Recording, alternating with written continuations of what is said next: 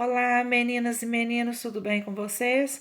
Hoje a gente começa aí o nosso volume 2, Plano de Estudo Tutorado.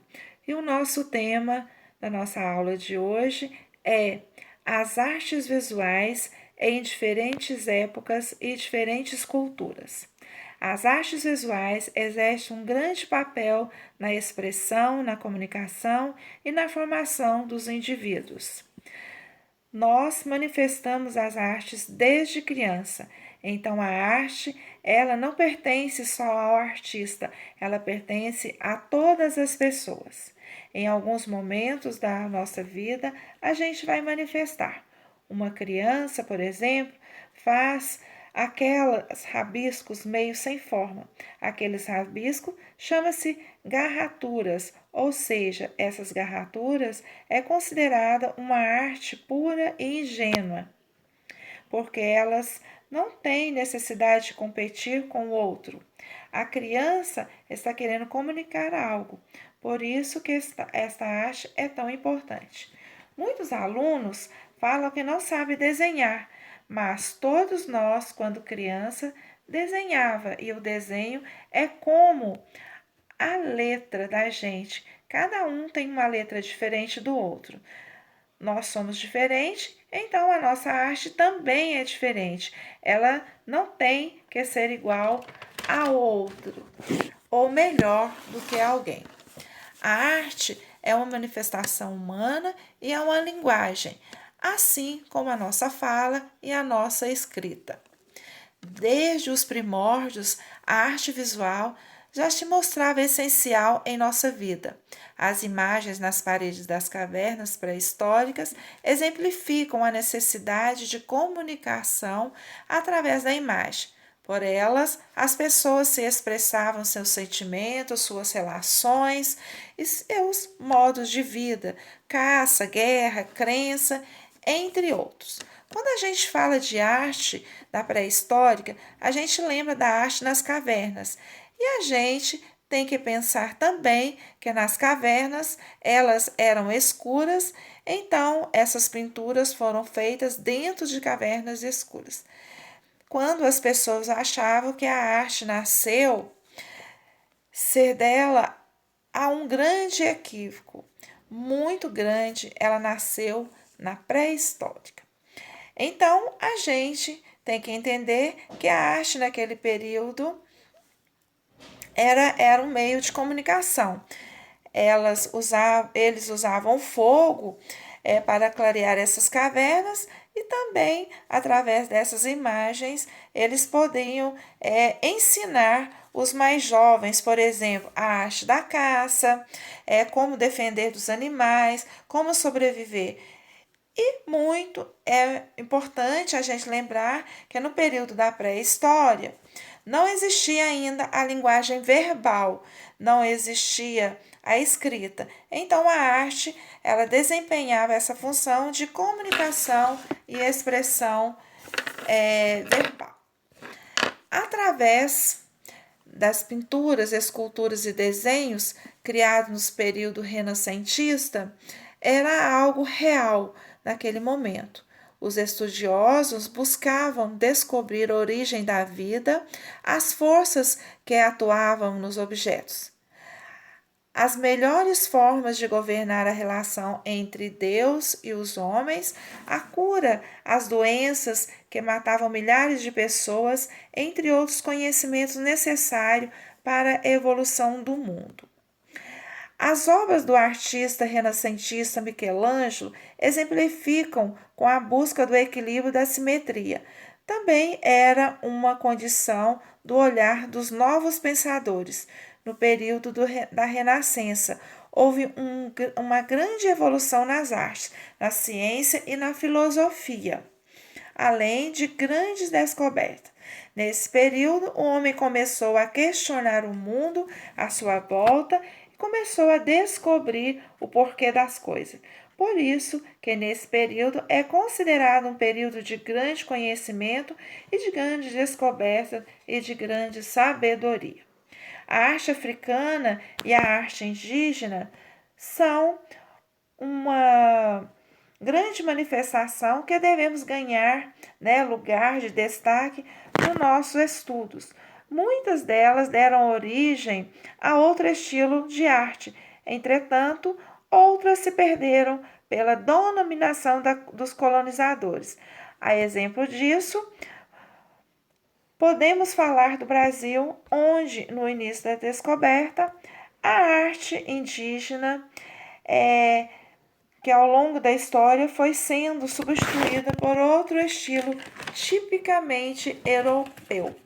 Quando os colonizadores chegaram aqui, a sua cultura e a sua crença, seu modo de vida, isso faz com que a descoberta local se perca ao longo dos tempos. Por isso que são importantes valorizar e conservar a cultura indígena no nosso país. Afinal de contas, os índios foram os primeiros brasileiros.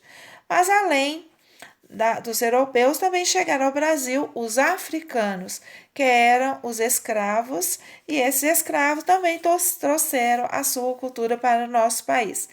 Então, nós temos características muito fortes dos colonizadores europeus, africanos, indígenas na nossa cultura.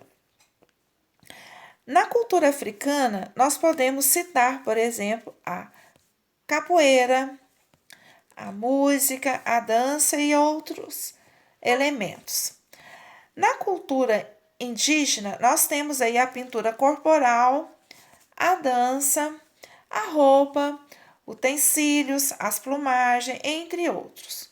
No Brasil, alguns movimentos artísticos mostraram a cara do país para o mundo e para os brasileiros através das imagens das artes visuais, desde as charges produzidas no século XIX, que satirizava a política da época, passando pelos movimentos da arte moderna em São Paulo, nos anos de 20 e 30, até as obras feitas pelos artistas contra a ditadura, a falar das novas tecnologias vigentes nos anos 90. O país mostrou muita produtividade e participação no âmbito das artes visuais. O texto traz a charge no século XIX, trazendo sátira à política da época. A sátira da sarja, a utilização do humor para levar informação crítica à política para a sociedade, ou seja, uma comunicação usando o humor, usando algo cômico e desenhos para levar informações para a população. Mas foi só a sarja que contribuiu para levar mensagem. Os movimentos sociais no Brasil, o cinema, a música, o grafite também foram fortes influentes contra a ditadura militar. No cinema nacional, desponta mundialmente como o cinema novo, no cinema carregado de informações de crítica à ditadura militar.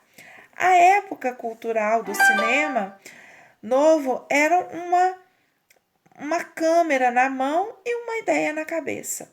Os filmes eram produzidos sem muito recurso, mas foram muito utilizados e valorizados mundialmente em muitas músicas da época da ditadura. Também levaram muita informação para a população, como Caetano Veloso, por exemplo. O grafite, ele funciona muito como uma arte democrática. Ele está no centro das cidades, como também nas periferias.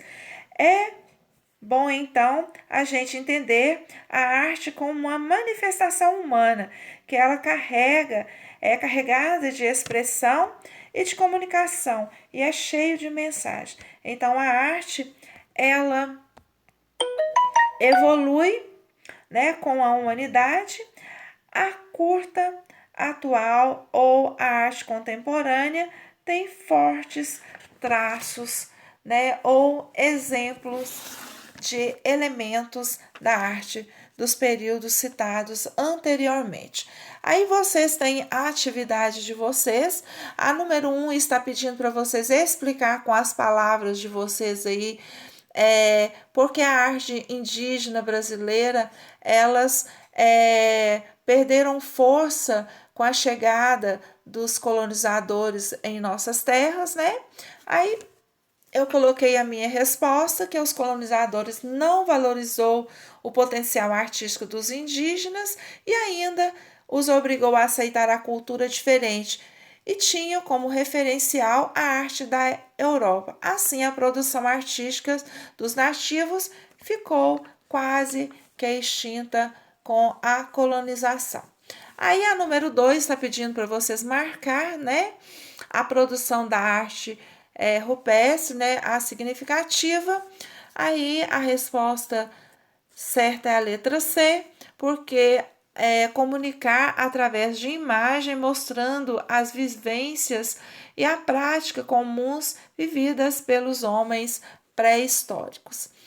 A número 3, a história aí da produção das artes visuais no Brasil, ela foi marcada também pelos movimentos modernos de 1922 em São Paulo e os movimentos da SAGE no século XIX e no período, né, nos períodos citados.